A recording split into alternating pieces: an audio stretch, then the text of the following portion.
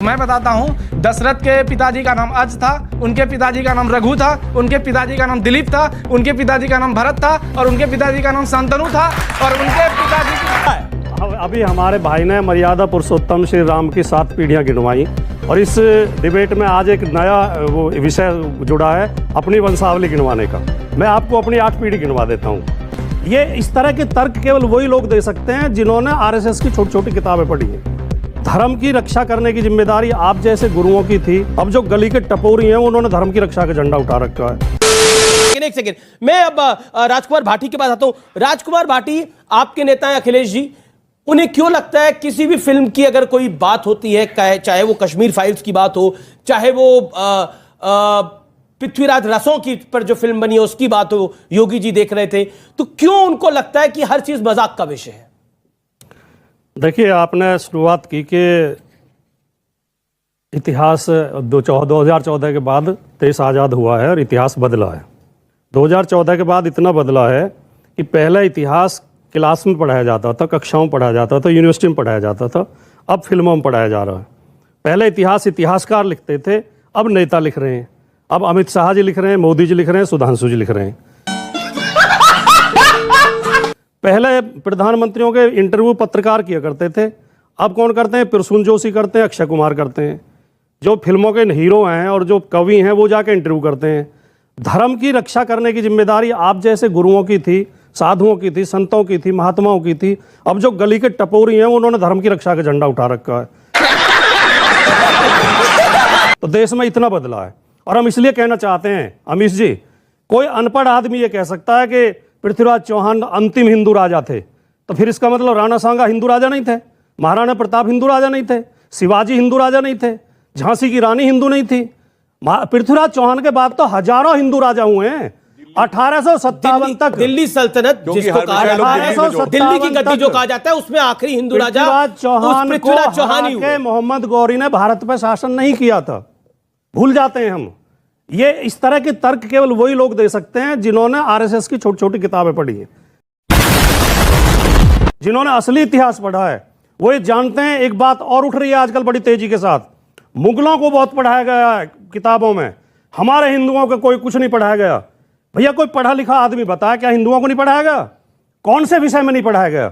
इतिहास में नहीं पढ़ाया गया, साहित्य में नहीं पढ़ाया गया, तो भूगोल में नहीं पढ़ाया गया। औरंगजेब के साथ है। अरे हमने तो किसके साथ हैं? देखिए, सुनिए, अभी प्रमाणित करते हैं कि क्या पढ़ाया गया। साहब, बड़े अदब से पूछता हूं। सुनिए, मेरी बात पूरी नहीं हुई, मैंने आपके बीच में नहीं। अच्छा, बोलिए। हमने भी थोड़ा बहुत पढ़ा है, ठीक। हम कोई बिना पढ़े लिखे तो आगे नहीं है। हमारे पास भी पोस्ट ग्रेजुएट डिग्री है। हमें तो किताबों में महाराणा प्रताप भी पढ़ाया गया। रणबीच चौकड़ी भर भर कर चेतक बन गया निराला था, महाराणा प्रताप के घोड़े से पड़ गया हवा का पाला था, जो तनिक भगवा से बाघ हिली लेकर सवार उड़ जाता था, राणा की पुतली फिरी नहीं तब तक चेतक मुड़ जाता था। हमने तो ये पढ़ा है। भाई यहाँ पे क्या हो रहा है? भाई यहाँ पे क्या हो रहा? भाई ये कहाँ फंस गया भाई मैं?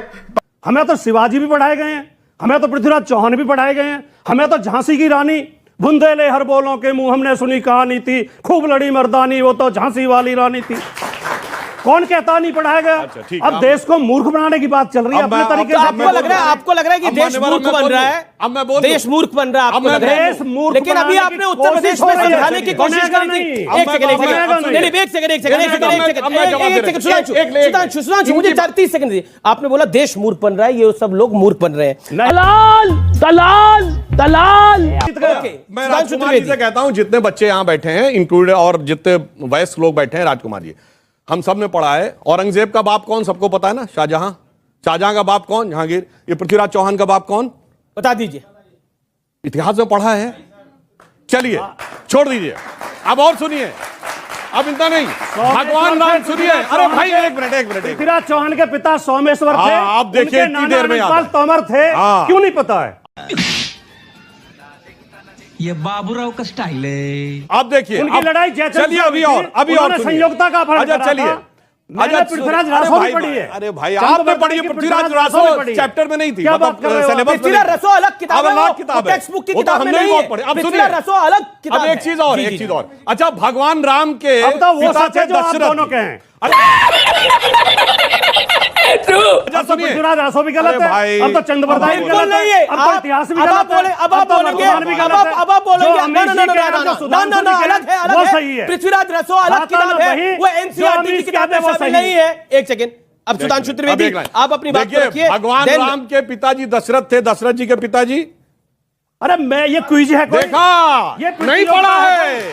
देखो औरंगजेब क्विज के है बाप भाई। शाहजहां, शाहजहां का बाप जहांगीर, जहांगीर का बाप हुमायूं, हुमायूं का बाप बाबर, सब पता है। यही तो प्रॉब्लम है, नहीं पढ़ाया गया है। इसीलिए मैंने कहा, इसलिए आप आ जाकर पॉलिटिकल मोदी जी के पिताजी अच्छा का नाम सुनिए, बता दो। चलिए छोड़िए, मोदी जी के पिताजी का दामोदर नाम क्या? दास मोदी, अडवाणी जी के पिताजी अभी का ये नाम क्या? अब दूसरी बात मैं कह रहा अडवाणी जी हूं। के पिताजी का अरे नाम सुनिए बताओ। भाई, ये क्या बात- चलो सब छोड़ ये दो, कोई बात इतिहास है? छोड़ो, इतिहास छोड़िए।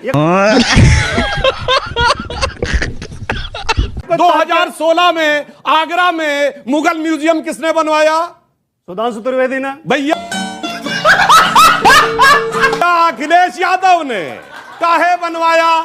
मुगलों को क्यों याद किया 2016 में? यही बात तो प्रॉब्लम है। तभी तो हम कहना चाहते, आपको मुगलों से क्यों इस बात की इतनी वो थी कि आगरा में 2016 में भारत के सबसे युवा नेताओं में से एक, विलायत पलट यानी विदेश से पढ़ के आए हुए, इंजीनियरिंग पढ़े हुए, नए पढ़े लिखे युवा ने मुगलों का नाम का म्यूजियम बनाया, और फिर हमसे कहते हैं कि हम जो है इतिहास को बदलने का प्रयास कर रहे हैं।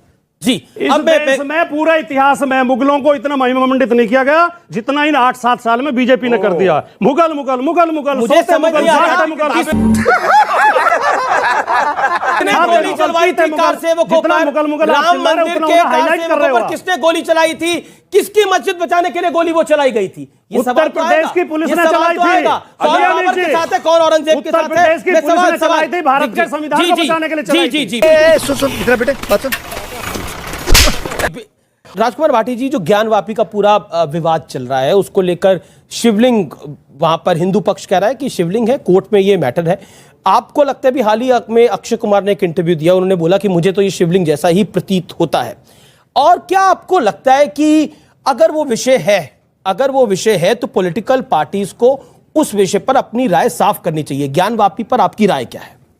ये अक्षय कुमार कौन है जिसे आप कोट कर रहे हैं? अक्षय कुमार ने कहा, ये नहीं, कोई उन्होंने कहा, विशेषज्ञ मैंने राय हैं, दी। कोई विशेषज्ञ हैं, कोई इतिहासकार हैं, कोई महात्मा हैं। बात तो सही है।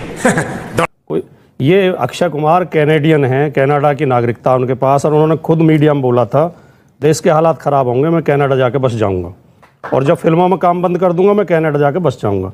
वो हमारा आदर्श कैसे होगा? केवल इसलिए कि उसके 2-4 ये इस तरह के लोग होते हैं बिजनेसमैन, जिसकी सरकार होगी।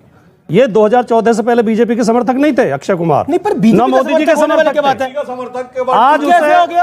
आज वो इसलिए चहेता हो गया है। कमाल की यही तो आज आप लोग वो- यही तो गड़बड़ करते हैं आप लोग।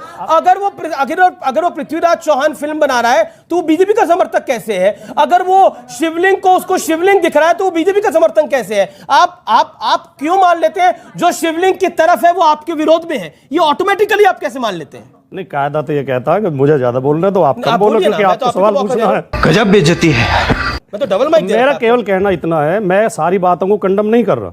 कुछ बातें बहुत उचित हैं, बहुत सही हैं। आदरणीय गुरुजी महात्मा जी हमारे बीच में, उनकी मैं एक एक बात से सहमत हूं। उन्होंने कुछ भी गलत नहीं कहा।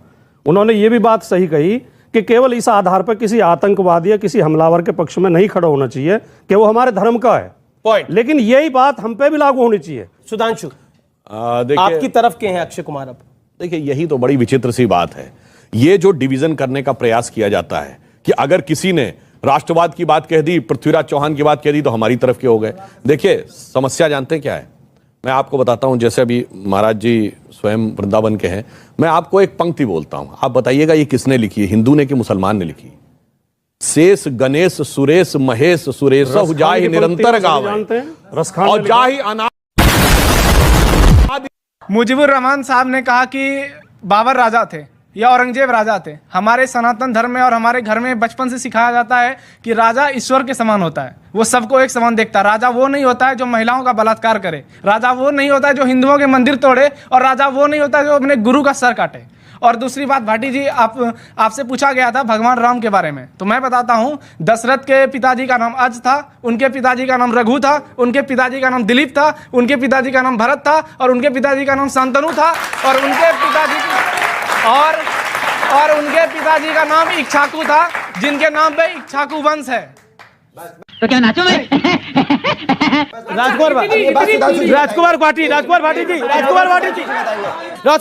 जी, ये देश बदल रहा है। हाँ, हमारे भाई ये ने देश बदल रहा है। अभी हमारे भाई ने मर्यादा पुरुषोत्तम श्री राम की 7 पीढ़ियां गिनवाई और इस डिबेट में आज एक नया वो विषय जुड़ा है अपनी वंशावली गिनवाने का। मैं आपको अपनी 8 पीढ़ी गिनवा देता हूं। सुनिए सुनिए मेरा नाम राजकुमार है। मेरे पिताजी का नाम श्री रामकरण सिंह है। उनके पिताजी का नाम श्री धारा सिंह जी था। उनके पिताजी का नाम श्री भंता सिंह, उनके पिताजी का नाम श्री भूरा सिंह। उनके पिताजी मजलस जमींदार थे जिन्हें 1857 में अंग्रेजों ने बुलंदशहर कालेआम पे फांसी दी थी, जो कि क्रांतिकारी थे। 1857 बिल्कुल तालियां आपके पूर्वजों के लिए। आज हम लोगों पर सवाल उठाया जाता है। कोई सवाल नहीं उठा रहा। आपके पूर्वजों पे सवाल ही नहीं है कोई। जाता है आपके पूर्वजों पे कोई सवाल ही नहीं है। इसी कहते हैं कभी और दूसरी बात और 10 सेकंड मैं ये भी चाहता हूं। एक सवाल इन्होंने पूछा कि मेरे घर में राम जैसा आदर्श पुत्र पैदा हो जो अपने पिता की आज्ञा पर राज छोड़ के वन को चला जाता है। अच्छी बात है। हम ये भी हमारी राम में भी आस्था है। राम में भी आस्था है, लेकिन राम के नाम पे हम देश को बांटना नहीं चाहते। बस क्या राम का आपने बोला हम राम के नाम पे देश को बांट नहीं चाहते, तो राम मंदिर बनाकर देश बांट रहे हैं। मैंने ये कहा। आपका मतलब क्या है? मैंने ये कहा। आपका मतलब क्या है? आप अपनी तरफ से क्यों मैं सवाल पूछ रहा हूं। आप ऐसा अन्याय क्यों करते हैं? सवाल पूछ रहा हूं। ऐसा अन्याय भाई इसका मतलब तो ये हुआ कि राम के नाम पर ये देश को बांट रहे हैं, ये राम का मंदिर बनवा रहे हैं, तो ये देश को बांटने के लिए राम का मंदिर बना रहे हैं। समाजवादी पार्टी का ये स्टैंड है।